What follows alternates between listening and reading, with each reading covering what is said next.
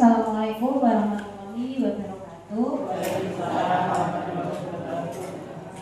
Sampun selesai semua? Sudah minum? Isi betul yang extra? Belum datang. Oh belum datang. Malah katanya buatan maju. Yang Masuk hati ya Pak. Nggih. Ayo. Mesti loh. Ya Bapak Ibu, dilanjutkan mawon untuk kegiatan selanjutnya. Ya, karena nanti keburu siang karena hari Sabtu. Ini untuk kegiatan selanjutnya adalah materi penyuluhan. Ya. Boleh izin memperkenalkan diri Bapak Ibu. Saya panggilnya apa ini? Bapak Ibu, Mbak Kako, Opa Oma, Opa Oma, betul. Bapak Ibu, sangat kemudian ya. Nanti ada Bapak Ibu, Mbak Kako, Mbak Kako, Mbak Uti ya, Mbak Uti gitu ya. Perkenalkan diri. Ada yang sudah kenal sama saya? Derek, sampai ke pagi sepeda nih. Nggih. Bapak Ibu, nama saya adalah Marlina Irawati. Sinten kalau boleh dipanggil Bu Lina, boleh dipanggil Bu Marlina, boleh dipanggil Mbak Lina. Artinya dipanggil sinten ya? Mbak Lina. Saya senang nanti dipanggil Mbak Lina, berarti saya lebih muda. Alhamdulillah. Jadi nama saya Marlina Irawati, kemudian tempat tinggal saya asli Wonogiri. Wonogiri asli dari dari Nasitiwul. Bapak saya Dastra Sogohimo, ibu saya Wonogiri. Saya asli Wonogiri, dibesarkan dengan nasi tiwul, sambal bawang juga tahu. Dan kalau di Wonogiri kota nggak ada bahan bulat, enaknya sama Lombok. Sama kayak sebenarnya ya Lombok.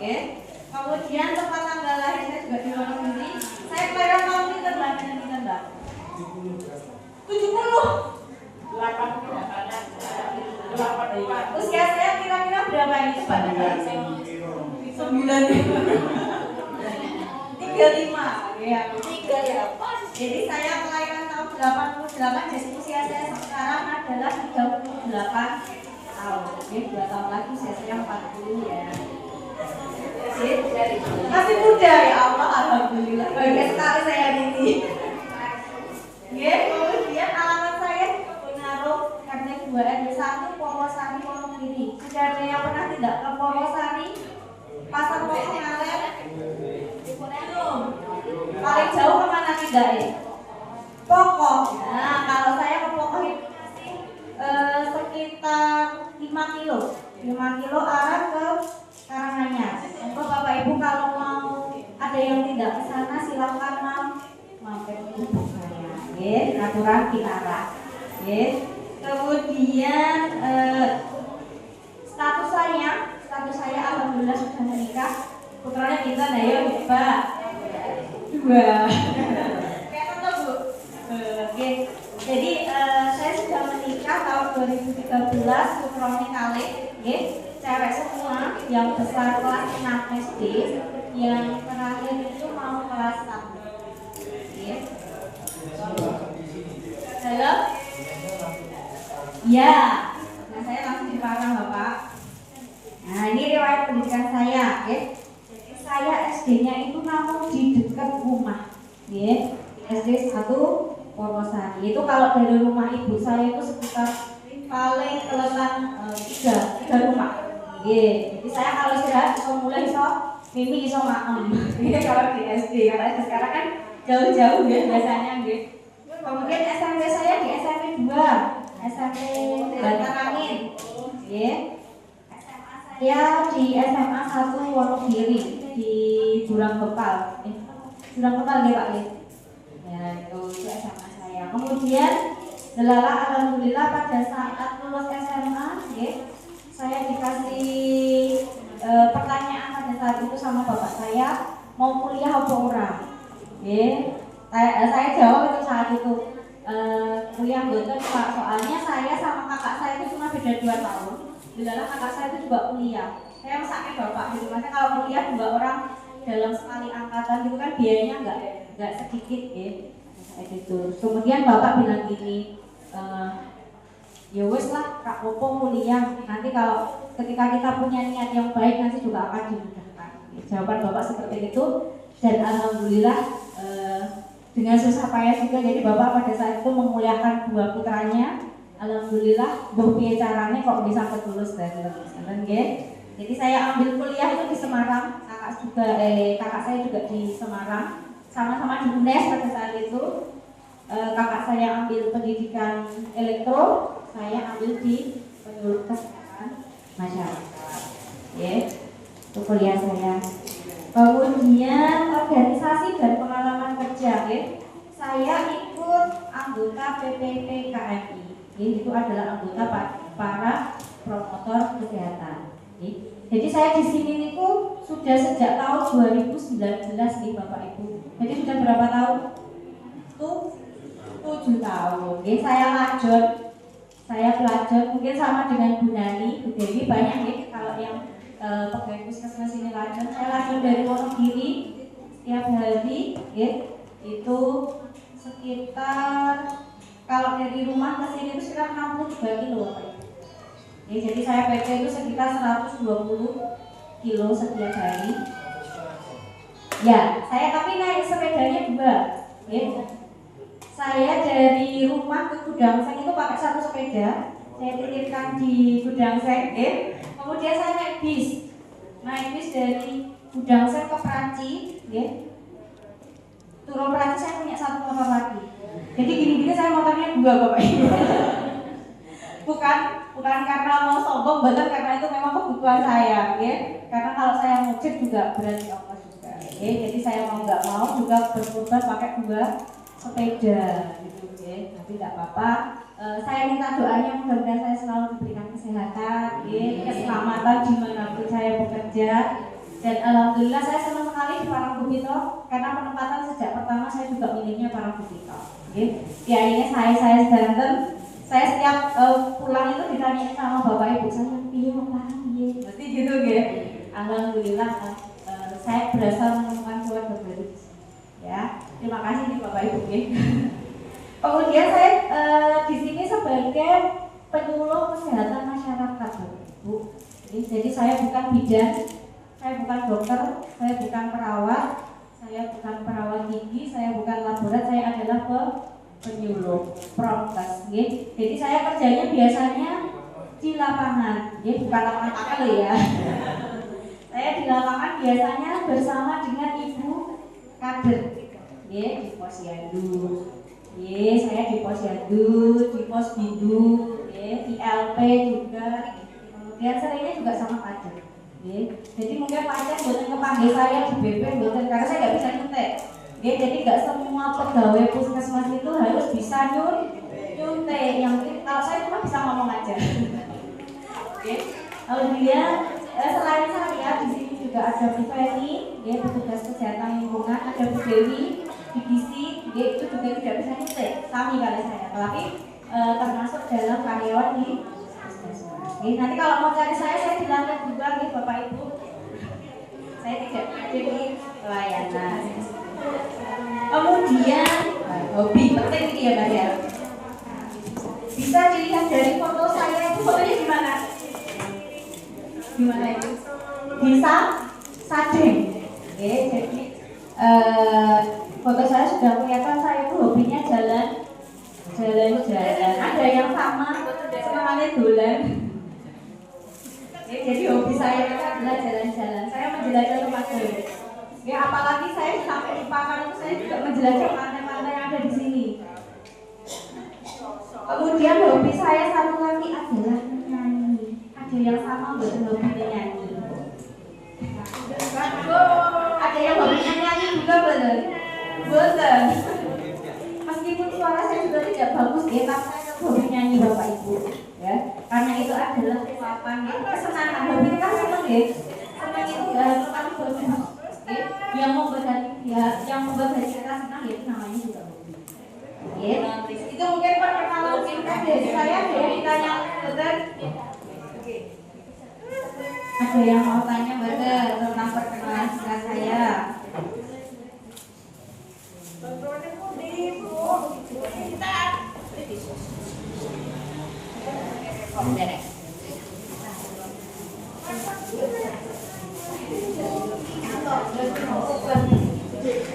Izin saya berdiri boleh? Boleh. Saya naik duduk sama nih. Saya itu dulu starting sama. Cedek ya. Tapi startingnya dirahmati Allah. Di alhamdulillah. Dengan lemu Mas Teba.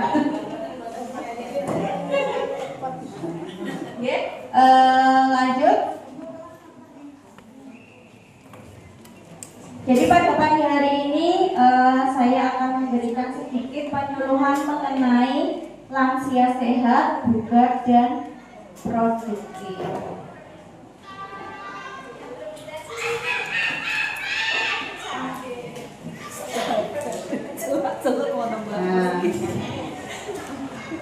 Bapak Ibu, saya minta semangatnya dulu ya. Kalau saya bilang salam gemas, panjenengan jawab lansia sehat, lansia bugar, lansia produktif. Tinggal baca itu, ya. Kelihatan badan? Kelihatan. Saya bilang salam gemas, panjenengan jawabnya. Ya, bareng-bareng ya. Biar semangatnya nggak hilang ya. Salam gemas. Lansia bugar, lansia produktif. Tepuk tangan. Oke, jadi bahasan pagi ini adalah bagaimana menjadi lansia sehat, lansia bugar dan juga lansia produktif. Apa pendapatnya tentang gambar itu Bapak Ibu? Gambar apa itu?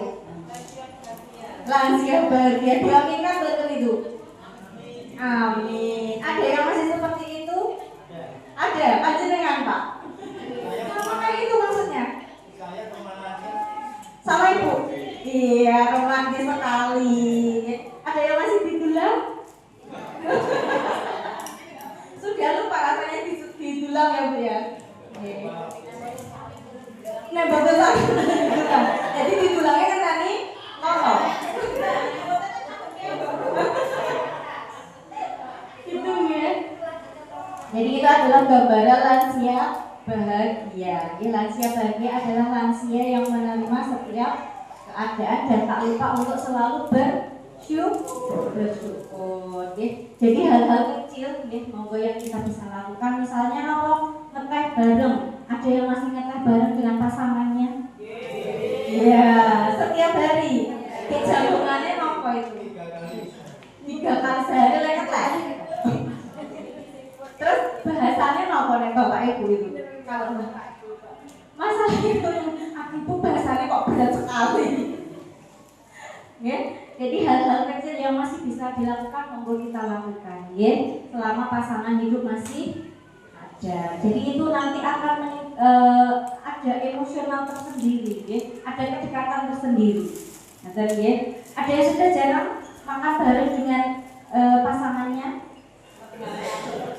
Dia tinggal memantau. Aduh, video call Bu nanti Bu. Oh, kalau cucunya berarti makan bareng sama cucunya, ya. Kalau zaman mau makan bareng aja sak meja iki giliran wis sepuh iki siji makame nang teras, siji makame nang buri, siji makame nang meja makan, siji nang ngarep TV gitu ya. Enggak bisa harus bareng ya Pak. Aku romantis sekali. Mudah-mudahan saya besok sampai rumahnya kayak gitu ya Pak ya. Tinggal berduaan. Ada tapi sering dikunjungi ya. Ya, alhamdulillah. Ya. Jadi itu adalah gambaran lansia bahagia. Bahagia itu tidak harus selalu dari materi. Ya. Dari kedekatan kayak gitu itu sudah alhamdulillah ya. Kemudian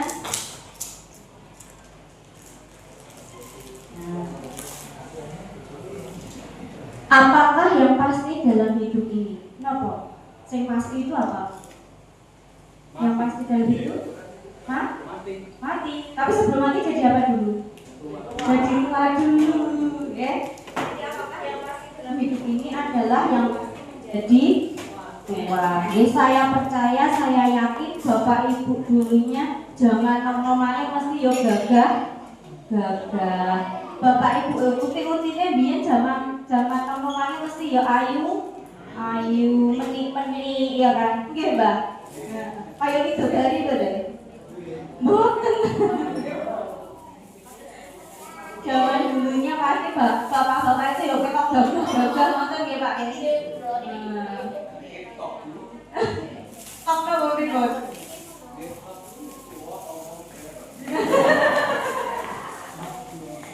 Jadi menjadi tua itu adalah proses yang alamiah. Kita tidak bisa menolak. Saya pun juga gitu. Zaman normane yo ngeten iki lah. Nanti tuanya saya juga sama, mengikuti jenengan semua, Jadi pengennya yo nom terus kan mboten saged, nggih. Ya mboten saged. Jadi itu adalah proses yang alamiah. Nanti dulunya juga lahir dulu dari bayi, mboten duduk nyemplung langsung tua kan mboten ya. Nah, jadi proses alamiah hidup manusia, mulai dari bayi dulu, kemudian usia balita, usia sekolah, remaja, kemudian dewasa dan menjadi tua, ya. Kemudian, apakah menjadi tua itu selalu menyakitkan? Menyakitkan dan yang sepuh. Sok. Kadang-kadang rewel, kadang-kadang mboten. Anak rewel apa kan mboten ya? Banget ya cok rewel ya. Kayak tambahane apa nek cok rewel? Duwe. Makanya ada dulu pun mboten rewel. Honest tuh ya. Jadi apakah menjadi tua itu selalu menyakitkan? Tidak selalu ya. Jadi secara harfiah waktu tidak bisa diputar mundur. Ora iso dibalike mundur dadi nom lah dan tubuh akan menua secara biologis. Namun secara mental dan emosional kita memiliki kendali penuh atas bagaimana usia tersebut mempengaruhi kita. Jadi yang mengendalikan kita itu adalah pikiran kita, bukan karena usia kita. Meskipun usia kita sudah lansia, tetapi pikiran kita pengennya juga tetap awet. Jadi usia itu hanyalah angka, tetapi semangat dan jiwa harus tetap muda. Nggak boleh loyo, kita usahakan menjadi lansia yang smart, sehat, terus mandiri, aktif dan produktif. Amin. Nah, pengertian lansia. Lansia itu apa? Lansia itu apa, Pak? Iya, betul sekali. Baik nanti katam ya, Mbak, berpenyelan lansia terus yang dibahas, pisah-pisah saya nggak mau ya. Jadi lansia adalah seseorang yang telah mencapai tahapan akhir pada siklus hidup. Kan nggak mungkin dari lansia aku dari bayi mereka betul mungkin deh. Jadi itu adalah tahapan akhir dari siklus hidup manusia yang berusia 60 tahun ke atas. Kemudian pada fase ini individu mengalami proses penuaan yang ditandai dengan berbagai perubahan dan fungsi baik biologis, fisik, psikologis maupun sosial. Jadi lansia itu juga masih dibagi lagi menjadi 3, Bapak Ibu. Ada pralansia, ada lansia, dan ada lansia resiko tinggi. Jadi pralansia itu usia 45 sampai 59. Jadi yang sudah usia 45 itu sudah masuk pralansia. Ada yang usianya di bawah 45 ini? Enggak ada ya? Ya, itu saya 7 tahun lagi juga udah masuk pralansia itu, Saya usianya 38, Itu usia 45 udah masuk pralansia. Berarti saya 7 tahun lagi sudah masuk pralansia. Dan ini memang posyandu nanti saya, Jadi peserta kan. Kemudian usia lansia itu adalah lebih dari 60 tahun. Kemudian lansia resiko tinggi itu lebih dari 70 tahun. Ada yang paling tua usianya berapa sih? Pinter Mbak? Wih, Mbak Buining ya? Iya, bener Mbak? Iya, saya sampai hafal. Jadi itu adalah lansia ya. Nah, ini ngakeh. Masalah kesehatan pada lansia. Akeh-akeh sing diraoske napa nek Bapak Ibu, Mbak Ibu. Jempol Bu, kegiatan di pos bidu usling nggih. Angger ditakoki saking BP sing diraske nopo dengkul Bu, dengkul Pak. Dengkul itu ngandap to Mbak tengajem boten pindah miking terus aman nggih.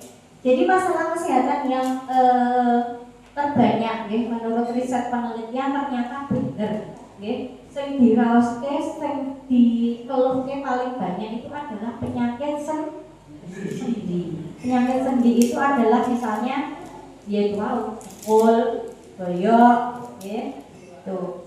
Jadi Bapak Ibu di usia 60 tahun itu wajar gitu kalau misal ada keluhan di sini. Itu karena juga proses menua aging kalau mau. Jadi di usia 60 tahun itu kalau tulang itu kan ada cairan pelumasnya nih. Jadi misalnya kalau tulang di kaki sini, di dengkul itu kan ada 2 tulang gini ya. Nah itu ada cairan pelumasnya di tengah-tengahnya ini loh. Di tengah-tengah tulang gini ada cairan pelumasnya. Gitu. Jadi kalau semakin tua itu memang cairannya berkurang. Kemudian tulang antar tulang itu ada tulang rawannya. Jadi saya melapisi balung dhuwur kalau balung isor tulang rawannya. Nggih. Kalau kaki ini dari sini itu ada cairan pelumas, ada tulang rawannya. Kalau semakin seperti itu memang semakin haus.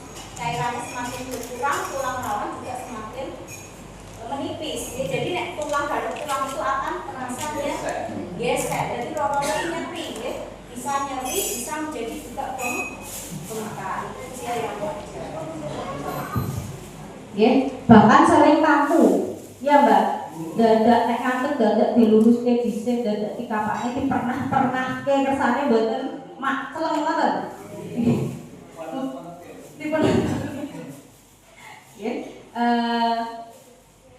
Itu. Jadi itu sudah termasuk hal yang wajar menurut saya gitu. Jadi apa yang kita bisa lakukan untuk mengurangi rasa nyeri kalau wow? Napa? Ada yang tahu betul? Olahraganya apa Mbak? Jalan kaki ya. Yang kita bisa lakukan yang pertama adalah tetap beraktivitas, tetapi aktivitasnya secara ringan, boleh berenang, kemudian boleh jalan santai, nggak usah lari, ampun lari itu terlalu beresiko. Kemudian satu lagi adalah mengurangi berat badan, ya karena kaki itu yang akan menopang berat badan. Jadi kita idealkan yang termasuk obesitas, kita kurangi berat badan yang kersane juga kuat untuk menopang, gitu ya. Kemudian yang satu lagi adalah makan makanan yang berkalsium tinggi. Contohnya apa, Mbak? Susu. Doyan susu mboten? Kersa susu mboten? Mboten. Biasanya nek sapa-sapa ngoten mboten kersa nggih susu ya. Mboten seneng. Senengnya duit ya, Mbak ya. Ya, jadi sebenarnya itu adalah kalsium paling tinggi itu adalah susu. Tapi juga bisa didapatkan dari makanan lain, misalnya tahu juga bisa, tempe, ya, kemudian daun kelor, brokoli, kita cukupi dari makanan. Kemudian ada yang mengeluh betul kalau bangun tidur badannya kaku-kaku semua. Iya, selama ini cara ngatasinya gimana kalau bangun tidur kaku-kaku semua? Gerak-geraknya gimana? Maksudnya bangunin langsung bangun dulu. Ya, nggak bisa langsung berdiri ya.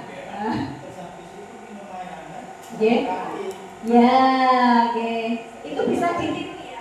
Untuk yang bangun itu badannya kaku-kaku mungkin bisa kita gerak. Itu karena apa? Karena cairan pelumasnya itu belum bisa mengalir sempurna. Makanya kami turun jadi kaku kabeh badannya. Bagaimana cara mengalirkan minyak pelumas ini biar cepat mencair itu? Biar cepat cepat mengalir itu kita gerak-gerakan pelan aja, mulai dari pergelangan tangan. Kalau nggak bisa duduk, kita sambil baringan dulu, tangannya digerak-gerakin, pelan aja selama 2 menit aja. Tangan satunya, kakinya, pergelangan kakinya diputar-putar, kakinya, jempolnya apa? Jempolnya di apa mbak? Di gini-gini itu loh. Nah, itu kemudian boyoknya dimiringke. Nanti kalau sudah enak baru duduk, Kalau sudah duduk baru berdiri. Jadi nek ada subuh di aku mencolok beda tangi layu, nek dapur kayak gini. Mumet. Jadi kita relaksasi dulu selama 2 menit. Itu insya Allah akan mengurangi rasa kaku ketika bangun tidur. Kemudian penyakit yang kedua, menurut penelitian penyakit yang kedua adalah hipertensi, inggil, tekanan darah tinggi. Jika tekanannya lebih dari 140/80. Kemudian masalah kesehatan yang ketiga adalah katarak. Katarak itu loh bukan? Matanya kenapa? Rabun. Rabun. Kalau duit betul ya Pak ya? Betul, tetap padu. Padahal 100.000 sama 5.000 hampir sama warnanya ya sekarang ya. Tapi tetap padu ya Pak ya. Tetap padang kayak duit. Jadi masalah yang sering terjadi ketika usia lansia itu yang ketiga adalah katarak. Jadi katarak itu adalah pandangan matanya itu berkabut, kayak ada asap. Katanya loh Mbak, buram, kayaknya buram. Nah, ada yang punya masalah di mata? Ada, Cinta. Katarak juga. Oh, glaukoma. Pripun Pak? Bukan katarak tapi ya apa ya? Blawur.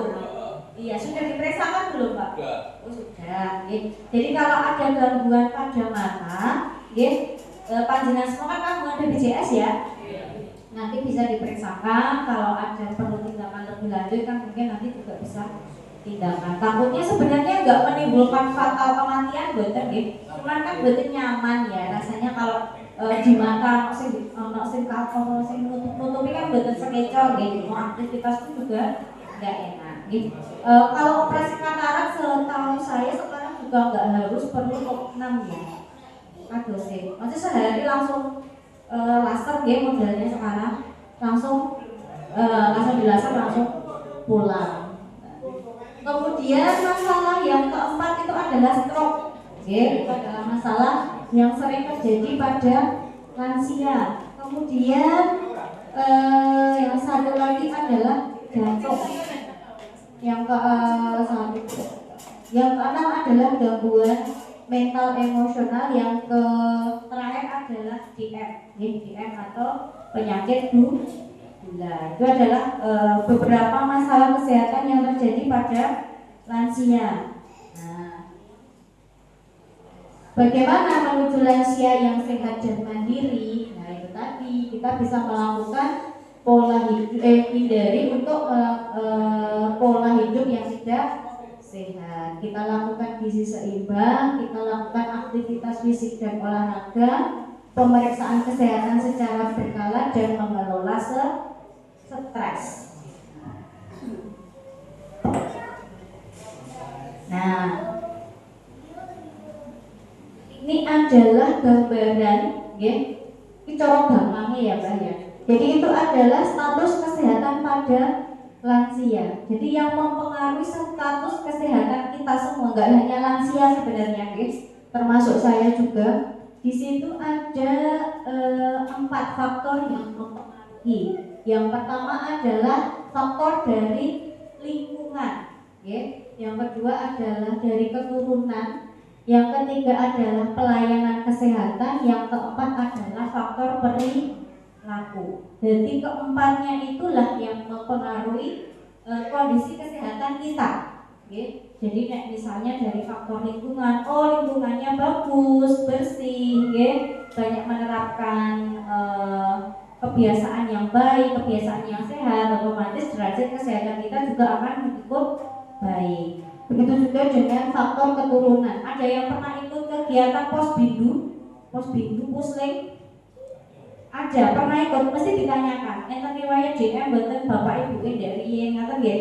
Ya, ada riwayat jantung, tidak, itu bapak ibunya dulu. Nah, itu adalah faktor keturunan. Ini sedikit cerita nih, Jadi suami saya itu bapaknya itu HT, hipertensi, ibunya itu adalah DM. Jadi nomor tua saya itu satu hipertensi, satu DM. Suami saya itu kan juga faktornya beresiko beresiko untuk DM dan juga HT. Alhamdulillah selama ini saya juga mantau bapak ibu saya rutin tensi, saya rutin cek gulanya, saya atur pola makannya juga. Alhamdulillah sampai sekarang juga tidak menurun dari bapak ibu. Jadi saya berpikirnya faktor keturunan itu bisa dicegah kalau kita menerapkan pola yang seimbang. Jadi ketika kita ada faktor keturunan itu kita bisa menghindarinya dengan perilaku kita sendiri. Kita menghindarkan hal-hal yang menyebabkan, misalnya kalau hati dikurangi asinnya, kalau manisnya dikurangi, kalau gula dikurangi manisnya, seperti itu. Kemudian faktor yang keempat adalah pelayanan kesehatan, termasuk pelayanan di puskesmas. Alhamdulillah pelayanannya di puskesmas sudah baik ya Bapak Ibu sudah KS dulu KS itu ya. Jadi itu adalah faktor yang mempengaruhi kesehatan pada lansia. Nah, apa itu gaya hidup sehat pada lansia? Gaya hidup sehat pada lansia adalah segala upaya untuk menerapkan kebiasaan yang baik dalam menciptakan hidup yang sehat dan menghindarkan kebiasaan buruk yang dapat mengganggu kesehatan. Nah, itu adalah gaya hidup yang tidak sehat. Nah, contohnya apa? Makanan tinggi kalori. Nah, makanan tinggi kalori itu apa, Mbak? Makanan yang dia mengenyangkan tetapi kandungan gizinya tidak ada. Nutrisi vitaminnya bukan enten. Nah, jadi contoh makanan cepat saji seperti apa, Mbak? Sosis gitu ya. Terus nugget itu adalah makanan cepat saji tetapi kandungan vitaminnya tidak ada. Ada yang cucu-cucunya suka kayak gitu?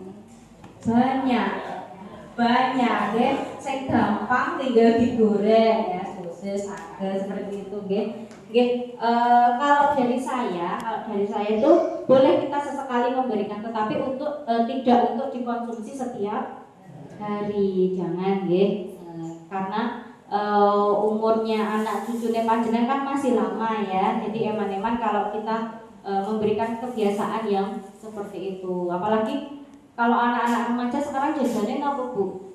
Seblak, burger, yang aneh-aneh seperti itu. Apalagi itu, jadi itu mengenyangkan tetapi gak ada gizinya ya. Kemudian makanan tinggi lemak contohnya apa, Bu? Gorengan, enak banget gorengan. Cocok. Giwedangan esok awan sore lah itu adalah. Jadi kalau lemak itu ada dua ya Bapak Ibu, ada lemak baik dan ada lemak yang jahat. Yang lemak jahat itu nanti yang akan menyumbat peredaran darah kita. Itu semua lemak yang jahat. Misalnya kita memakai minyak goreng lebih dari 2 kali, makanya kalau minyak goreng ketika sudah dipakai 2 kali apa sekali sudah keruh, jangan dipakai lagi karena minyak yang ada di situ nanti akan menjadi lemak jahat. Itu akan yang menjadi mengganggu peredaran darah kita. Ada juga lemak yang baik. Lemak baik itu berarti contoh dari alpukat. Di sini banyak alpukat ya Bapak Ibu banyak. Kerso betul alpukat. Kerso di jus. Ditambah gula betul karena itu sudah manis. Kemudian makanan tinggi garam. Nah, makanan tinggi garam contohnya apa Bu? Pokoknya sing asin-asin ya, sing gurih-gurih ya. Kita maksimal untuk yang konsumsi garam untuk orang normal itu maksimal berapa Bu? 1 sendok teh. Itu dalam waktu 1 hari itu untuk yang normal. Jadi beda lagi untuk yang hipertensi. Jadi dikurangi. Wong sing normal wae itu hanya 1 sendok teh. Nggih, nek diklumpukke lho niku nggih. Jadi nek misal masak mau wis nganggo sepertiga, mau awan nganggo meneh sepertiga, sore wis nganggo sepertiga itu sudah 1 sendok teh. Jadi dalam sehari itu tidak boleh lebih dari 1 sendok teh. Itu bagi yang normal. Kalau yang punya hipertensi harusnya lebih mengurangi. Selain garam, penyumbang natrium terbesar itu adalah kerupuk. Ada yang remen kerupuk? Kalau pakai kerupuk, Mbak Tian itu kayaknya suka kerupuk itu. Jadi kalau Mbak Tian itu kalau makan harus ada natriumnya, ya. Padahal itu natriumnya banyak sekali Mbak Tian, besok dikurangi ya. Itu kalau di warung makan di Pak Painya itu habis 2 kerupuk itu Mbak Tian ya. Orang kaleng. Jadi kerupuk itu meskipun kita makan 1 kaleng tapi gak mengenyangkan ya Bapak Ibu. Tapi kerupuknya kerupuknya gak garam. Sak kaleng itu garamnya banyak sekali, itu gurih sekali soalnya, Jadi itu. Kemudian makanan yang tinggi garam itu biasanya dari penyedap. Ada yang masaknya pakai penyedap, betul? Iya, jujur ya Bu ya. Pakai micin, Royco, Masako? Royco. Komplit apa kabeh malahan. Kayak micin, kayak Masako. Kalau sudah pakai micin, pakai Royco betul? Kalau Royco tok, sak plastik Mbak. Sak saset. Jadi ini cerita sedikit pengalaman saya pada saat posyandu ILP. Ada yang ikut rutin posyandu ILP betul? Jadi ini Bapak Ibu, posyandu sekarang itu sudah terintegrasi. Jadi nek dek riyen niku kalau posyandu cuma balita aja nggih. Nah, sekarang betul posyandu itu dari ibu hamil, dari ibu menyusui, balita, sekolah, remaja, dewasa, lansia, petuntuk dari siji. Nggih, dibarengke kalih posyandu lansia. Nah, pada saat posyandu itu, saya kan bareng sama petugas gizi saya, Pak Idra. Nah, itu ada satu pasien delalah yang mereka itu pas datang sekali ditensi kok tensinya agak tinggi, 150/90. Itu kan udah termasuk tinggi ya. Nah, dikonsul lah itu sama Pak Indra petugas gizi saya. Wow, enjing masakin apa Mbak? Ditanya, jangan ini nganggo Royco boten ngangge micin, ngangge Royco dan sebagainya itu. Nah, pada saat itu dikonsul lah sama Pak Indra itu. Coba Mbak, ini enggak minum obat dulu, tapi kita merubah cara masaknya dulu. Jangan coba dalam sebulan ini masak tidak pakai penyedap, entah itu micin, entah itu Royco, entah itu Masako. Kita cukup pakai garam saja. Nanti bulan depan jenengan tidak posyandu lagi, kita tensi lagi. Lelah ibunya itu juga takut ya. Kemudian benar-benar pada saat itu sebulan itu memang masak tidak pakai penyedap sama sekali. Kemudian datang lagi lah ke posyandu bulan berikutnya, tensi itu sudah normal. Kalau itu sudah normal, kemudian balik lagi bulan berikutnya ditensi lagi normal lagi. Sekarang juga memberi kesaksian bahwasanya dengan pola masak, cara masak yang berbeda itu juga bisa menghindarkan dari hipertensi. Jadi podoa, jadi micin, Royco, Masako itu adalah beda nama mawon. Tapi mulai dari sekarang jangan langsung di stop. Jangan langsung bokok-bokok dikurangi. Nah, nek wingi nganggo sak sendok, itu 1/2 sendok. Besok dikurangi meneh jadi seperempat sendok. Besoknya lagi nggak usah pakai Royco. Itu nggih. Namanya juga latihan, nggih, namanya juga latihan. Kemudian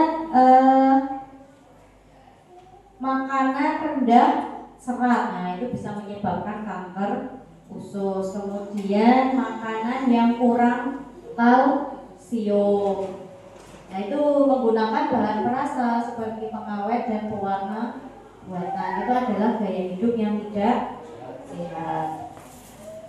Kemudian gizi seimbang.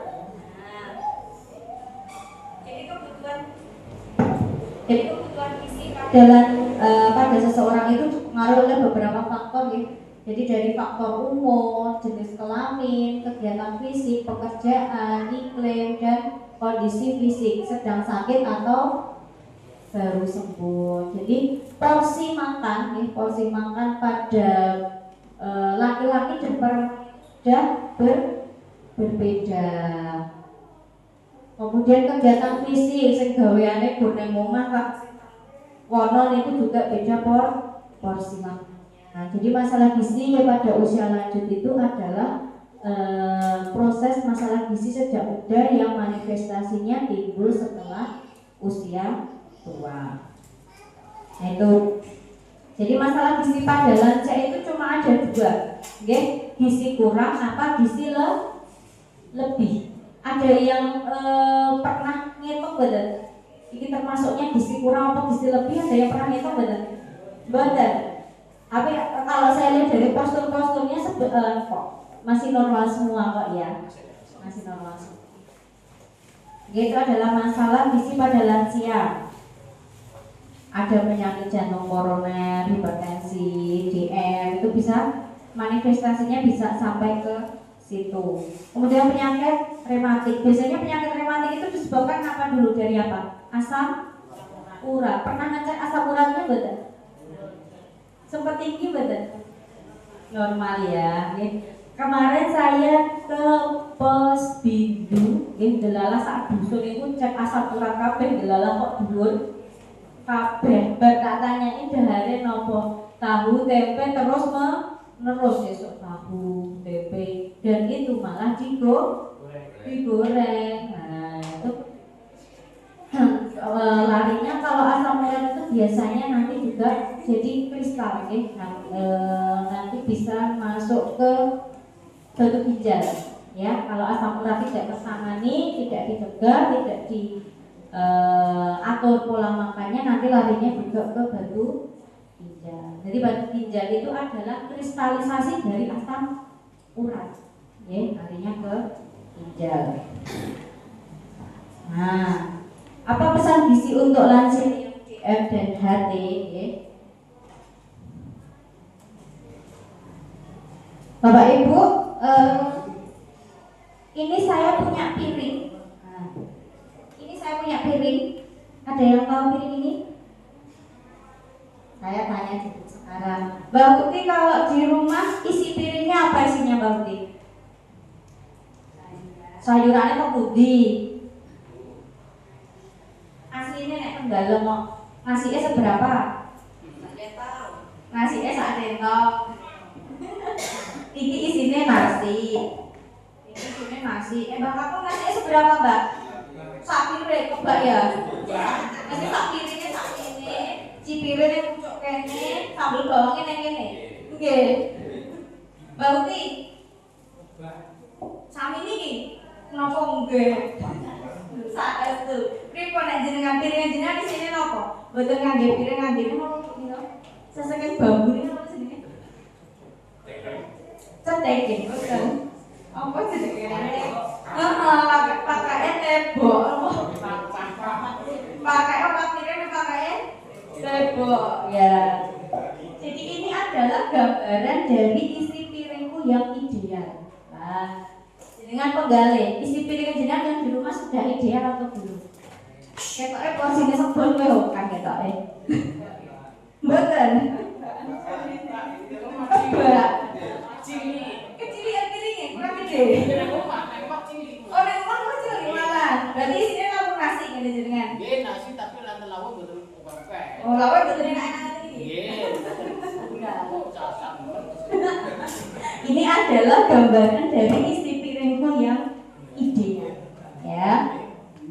Tergantung apa ya Bang ya. Nah. Pokoknya buka gedung saji seisinya apa?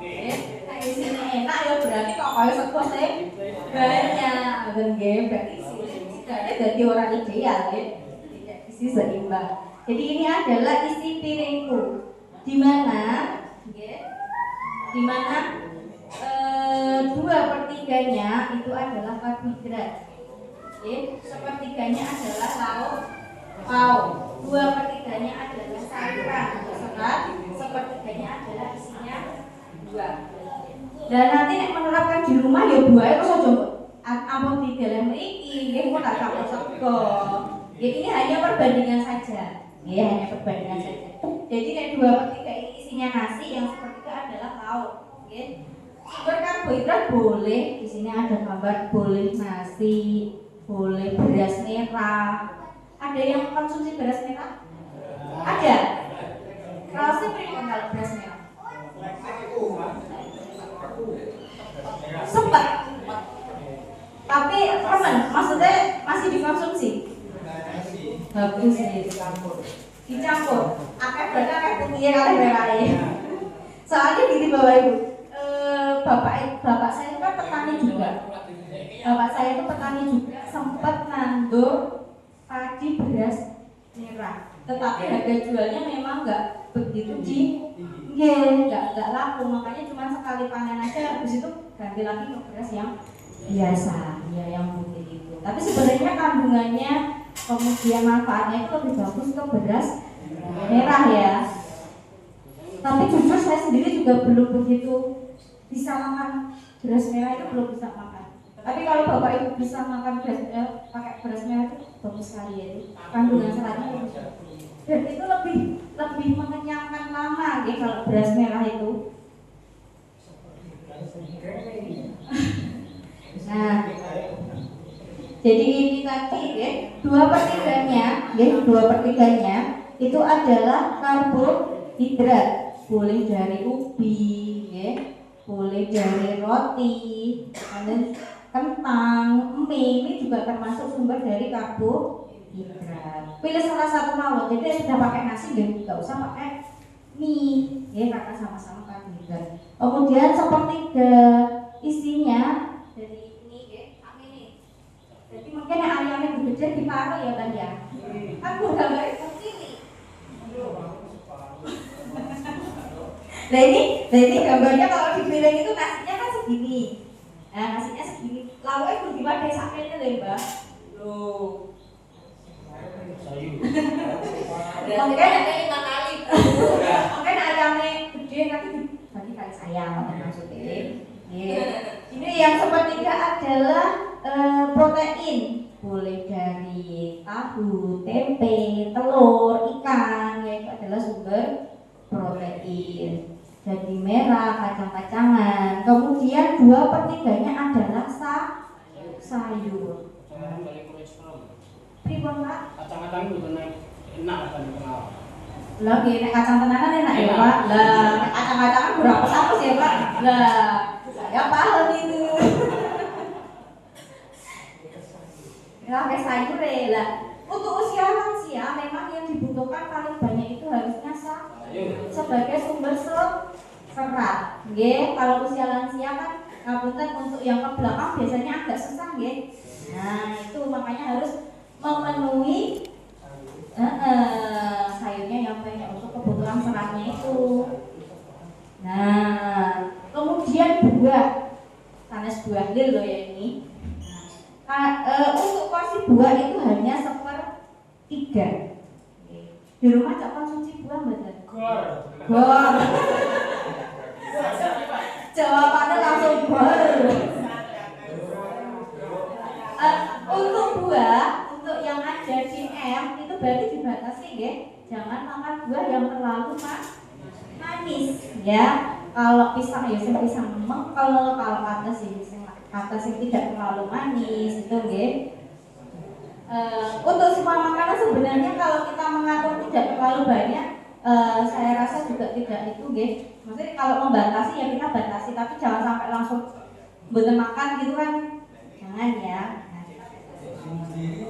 Kalau di rumah buahnya nopo? Dure? Apa?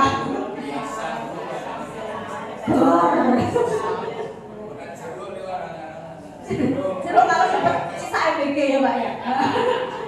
Kalau cucunya pulang bawa sisa dari MBG sebenarnya apa? Hidup. Iya, wih banyak jeruk. Kalau di sini kan banyak pisang ya, pisangnya tonggo.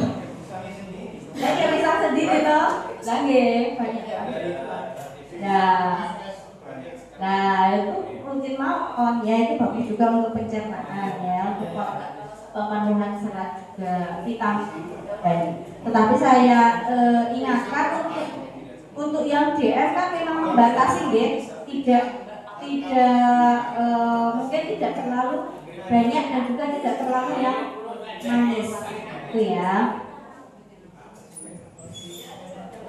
Kemudian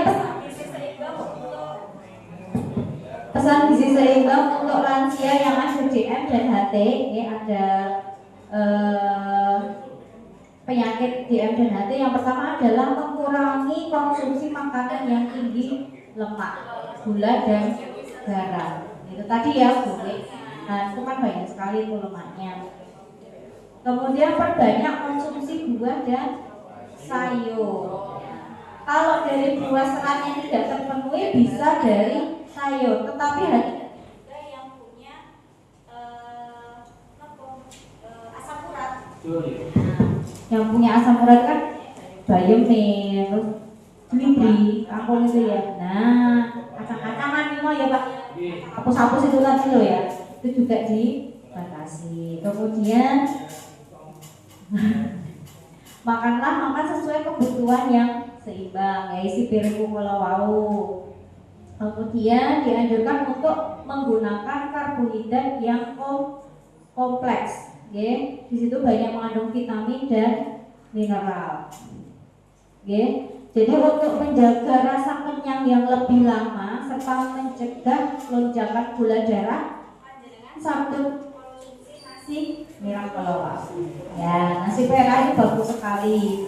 Ya, kemudian gandum, kalau sini gandum jagung itu ya. Nah, kemudian dia bisa dari ubi jalar atau kentang. Yang paling bagus sebenarnya memang nasi merah ya. Kalau nasi merahnya di sendiri apa panen?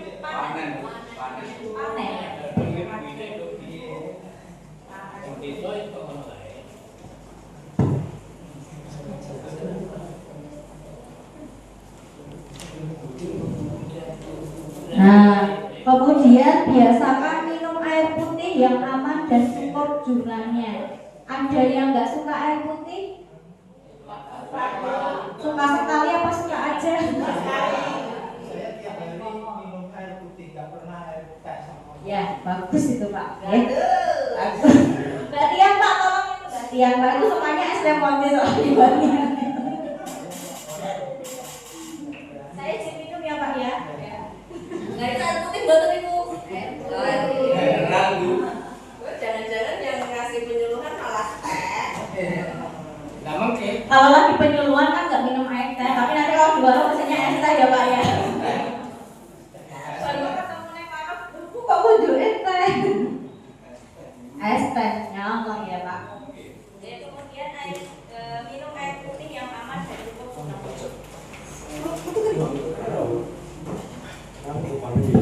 Untuk air putih berapa gelas sehari Pak? Ya, Banyak, tidak terhitung. Oh gelasnya cilik ya. Oh gelasnya besar. Nah, terus ya. Jadi kalau untuk air putih adalah minimal 8 gelas per hari, okay? Untuk memenuhi kebutuhan dalam tubuh. Jadi kalau tubuh kita ini adalah 80% isinya adalah air. Makanya kita cukupi dari air putih. Kalau kita kurang air putih, yang pertama mesti gampang capek, ya kan. Kemudian kurang konsentrasi, ya. botol ini Pak, botolnya habis Pak. Mbak Tian itu kalau sebotol sampai 3 hari Pak. Pokoknya contohnya saya lagi mau Mbak Tian gitu. Jadi kalau Mbak Tian itu Pak, ya Mbak Tian itu kalau sebotol gini tuh 11 minggu Mbak Tian. Masa sama sebenarnya tak baca. Ya, alhamdulillah. Soalnya saya pernah pada saat penyuluhan lansia itu ada yang curhat. Kalau minum air putih itu muntah. Ada ya, ada. Kok bosannya umur gitu ya? Katanya deh, terus dipaksa pun juga. Nah, jadi misalnya air putih itu harus dicampur dengan sedikit teh katanya. Terus ya. Terus delala itu bapaknya juga sendiri tuh bapaknya. Dulu saya itu kalau minum air putih itu pasti suka Bu. Terus lama-kelamaan delala bapaknya itu gerah. Kemudian sampai opnam. Kemudian entah mengapa sekarang minumnya air putih. Jadi mungkin karena takut sakit itu tadi ya. Karena takut sakit lagi itu makanya mungkin dicoba pelan-pelan mungkin ya. Dicoba pelan-pelan. Bokong-bokong, jadi mungkin 1/2 gelas dulu, nanti naik lagi jadi 1 gelas. Tapi kok saya tuh sampai mikir, masa iya nggak suka air putih gitu kan. Tapi delala itu memang ada. Alhamdulillah, tapi bapaknya sekarang juga sudah rutin minumnya air putih juga. Karena itu bagus sekali ya, air putih itu nggak ada efek sampingnya. Ya. Kemudian membatasi konsumsi lemak, ya, termasuk minyak dan santan kental. Santan kental maksudnya jangan berus tak diingatkan tambahin air putih. Nah, tambah asam, tambah enak, tambah kental, tambah enak. Itu nanti minta tolong untuk dikurangi mau disendoin di lawo.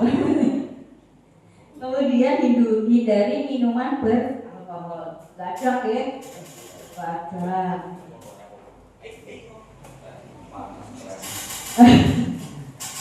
Ya Bapak Ibu, kita pegangan dulu. Nah, bisa berdiri sebentar. Oh ibunya, Bu ya. Bisa berdiri sebentar, biar nggak capek, biar pinggangnya nggak capek, goyoknya nggak capek.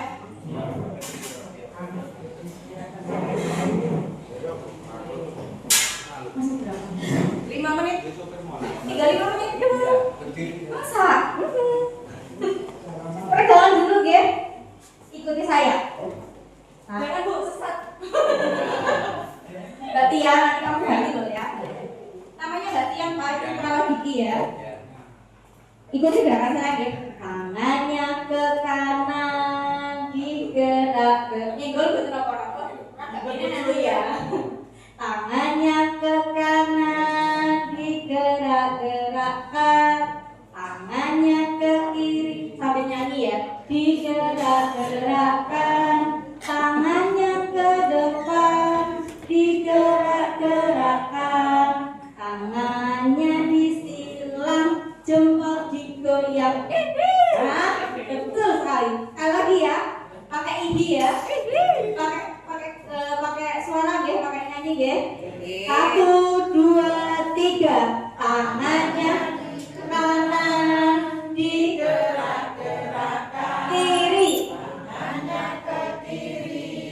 Digerak-gerakkan, tangannya ke depan, digerak-gerakkan, tangannya disilang, jempol digoyang. Terima kasih semuanya. Pakai gigi ya. Oh, mau nyanyi lagi? Oh, ada peserta baru kayaknya itu ya. Kemudian, 5 menit lagi ya? Sudah. Boleh yang mau bertanya, sesi pertanyaan, Mbak. Sesi pertanyaan baru belum selesai ya. Kemudian, ada sebentar ya Bapak Ibu ya. Melakukan aktivitas fisik dan olahraga. Ya, olahraga ringan seperti yang Bapak Ibu lakukan adalah jalan santai. Ya. Kemudian yang bagus adalah berenang. Ya, ada yang sok berenang ini yang dia ada yang parang. Berenang yang laut.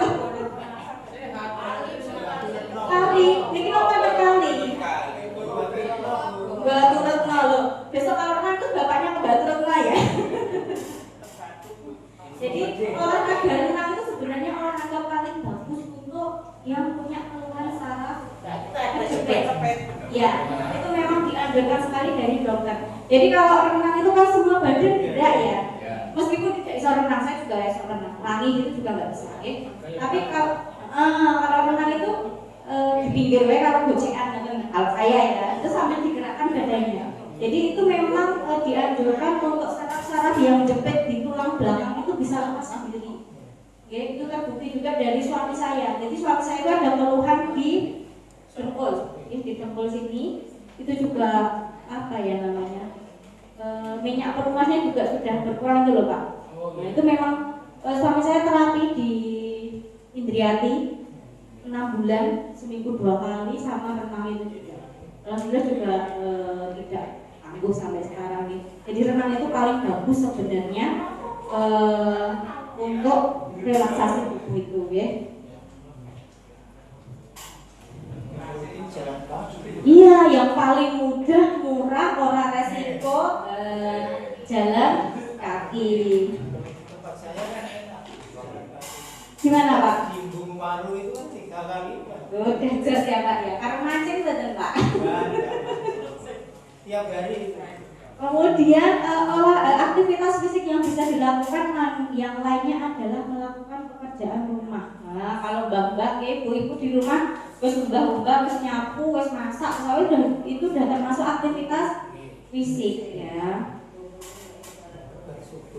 Nah, pemeriksaan kesehatan secara berkala ini sudah rutin dilaksanakan ya.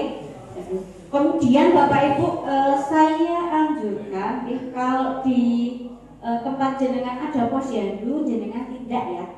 Karena di situ nanti akan ada pemeriksaan untuk pemeriksaan mata dan sebagainya itu biasanya dilakukannya 6 bulan sekali. Jadi di posyandu itu nanti diperiksa Mbak.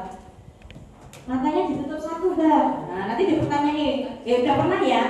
Ini pinten Mbak, sekawan, bangsal, bakal biasanya. Mbak matanya ditutup Mbak. Tuh ya. Kemudian kalau di posyandu itu juga ada pemeriksaan kemandirian dari lansia, itu juga ada. Ya Pak Indra, bapaknya sudah kolab sama Pak Indra, sudah dapat edukasi banyak dari Pak Indra ya Pak. Masalah gizi ya. Kemudian pemeriksaan yang rutin dilakukan adalah pemeriksaan fisik, berat badan, tinggi badan, itu sudah pemeriksaan status gizi juga. Pemeriksaan fungsi indera penglihatan itu yang tadi guys, ada pemeriksaan dari glukoma, kemudian teknik katarak ya, itu juga nanti bisa dilakukan di posyandu. Apalagi ya Bu ya. Ini depresi.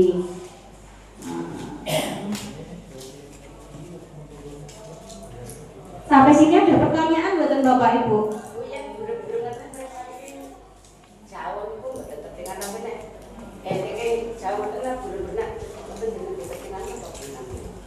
Jenengan kalau jauh ketinggal, tapi kalau jauh burung-burung, kalau dekat ketinggal. Kalau dekat ketinggal, kalau jauh burung-burung. Oh. Apa Pak? Bukan. Harus ada pemeriksaan lebih lanjut ya kalau kata anak. Siapa sih mati-mati ini mau? Bapak namanya siapa Pak? Nanti dibakarin rumah. Jadi kalau mata nanti mungkin tanya pas nanti ambil obat ya Bu. Saya nggak bisa respon. Nanti saya takutnya salah diagnosa juga ya. Kalau mata itu kalau yang sering terjadi pada lansia itu kan kabut kat ya, mata plus ya. Kalau lansia itu biasanya nggak mata plus, tapi kalau ada keluhan yang dia sampai berair terus sampai ada selaput, ada apa kayak bayang-bayang gitu, mungkin nanti ada pemeriksaan lebih lanjut lagi itu ya. Kayak jauh kali tinggal tapi dengan tapi ada bayang-bayang malah diwedeni toh. Baru ngomongin kata malah diwedeni ya gitu. Kalau Mbak Lina bayang-bayang mantan Pak. Kalau Mbak Lina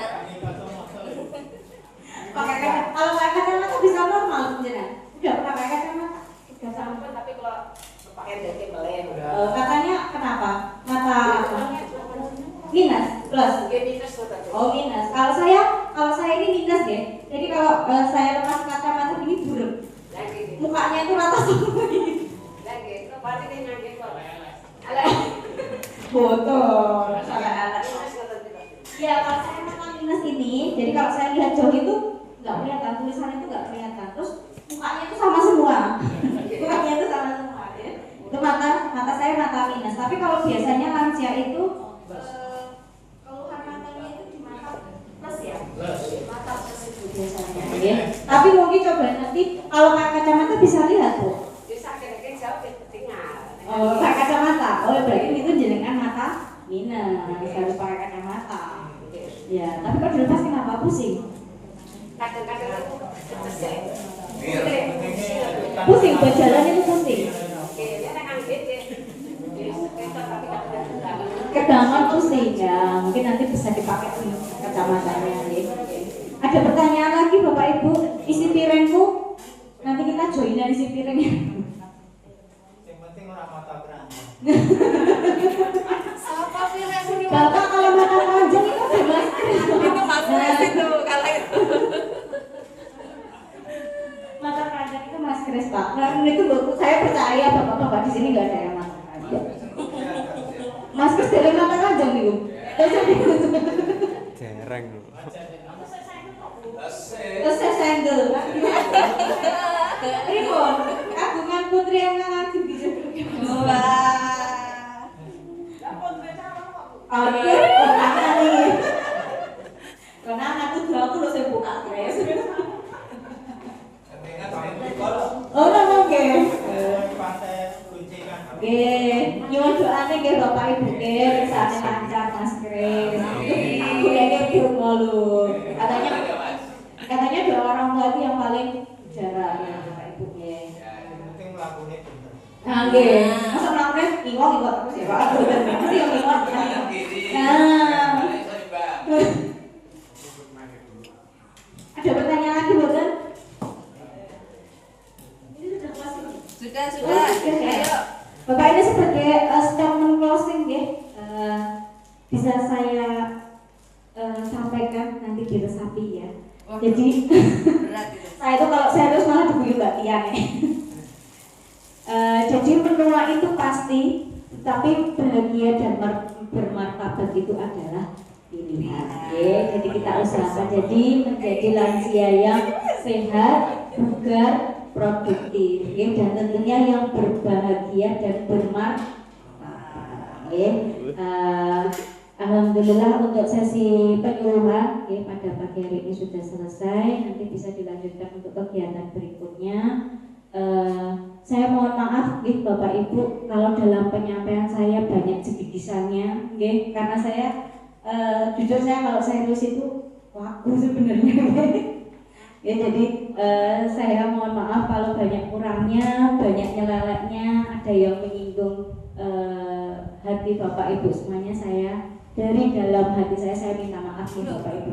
Mungkin dari saya cukupkan sekian. Akhir kata, wassalamualaikum warahmatullahi wabarakatuh. Waalaikumsalam.